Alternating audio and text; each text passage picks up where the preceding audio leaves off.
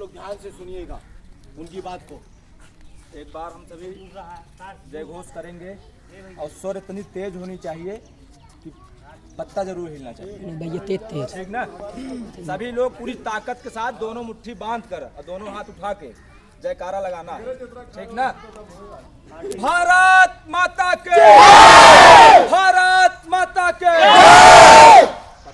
आज हम सभी भारत माता की, भारत माता की। आज हम सभी अपने पृथ्वीगंज क्षेत्र में 2 विद्यालयों के सामूहिक सहयोग से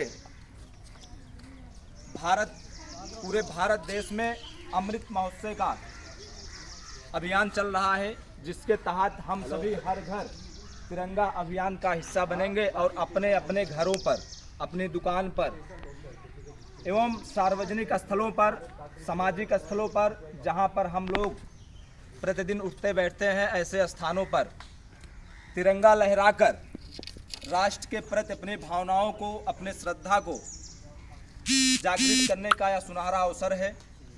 आज़ादी में, इस आज़ादी की लड़ाई में हम लोगों को अवसर नहीं मिला था, लेकिन एक ऐसा अवसर मिला है कि देश आज़ाद होने के बाद हम लोगों को तिरंगा फहराने का अवसर मिला है।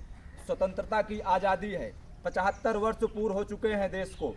आज भी हम सभी अपने राष्ट्र के लिए एक होकर, संगठित होकर आवाज़ उठाने का यह समय है। इस देश में युवा वर्ग अत्यधिक हैं और यह देश सदैव युवाओं पर निर्भर रहता है। हमारी आपकी योगदान राष्ट्र के पुरुषों के प्रति, उनके प्रति भाव, श्रद्धा, उन्होंने अपना परिवार, समाज को त्याग कर इस राष्ट्र को आज़ाद कराने के लिए, इस देश के लिए अपने प्राणों की आहुति दे दी।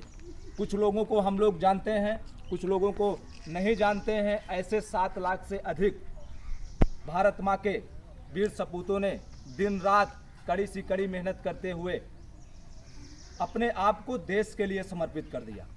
आज उन्हीं की देन है कि हम सभी स्वतंत्र होकर भारत देश में अपनी आवाज़ को बुलंद करते हैं।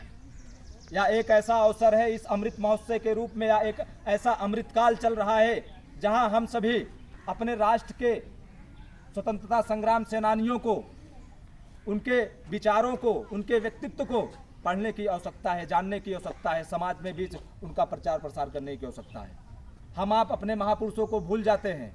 इस आधुनिकता की लड़ाई में हम सभी स्वार्थ, कहीं ना कहीं अपने स्वार्थ में हर कार्य करने लगते हैं।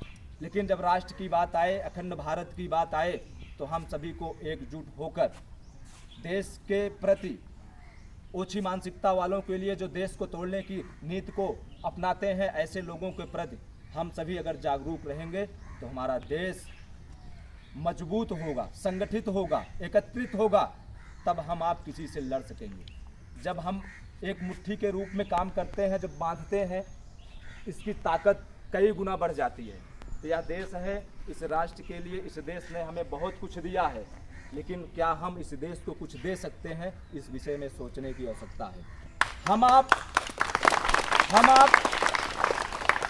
रोटी, कपड़ा और मकान के चक्कर में अपने भी देश को, अपने ही देश के लिए गद्दारी कर जाते हैं। बहुत सारी सुविधाओं को, सुख सुविधा पाने के लिए ऐसी बहुत सारी अनैतिकता, अराजकता कार्य करने वाले लोगों के बीच में चले जाते हैं।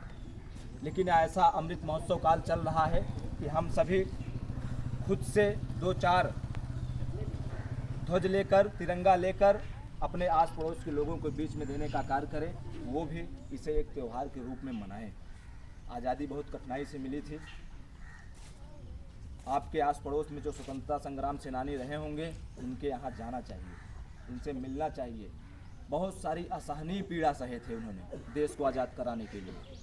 तब आज हम आप किसी चौराहे पर खड़े होकर 2 शब्द बोल पाते हैं। सदैव देश आज़ाद रहे, आज़ाद था, आज़ाद है और आज़ाद रहे की भावना में निरंतर चलता रहे।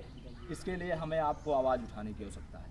यह तभी संभव होगा जब हम सब बिना भेदभाव के, बिना जाति पंथ संप्रदाय के एकत्रित और संगठित रहेंगे। तभी हमारा देश स्वतंत्र होकर विकास की तरफ प्रगतिशील होगा और देश विकसित होगा। तो जरूर इस देश का भविष्य भी विकसित होगा। इन्हीं के साथ हम अपनी वाणी को विराम देता हूँ। बोलो भारत माता के।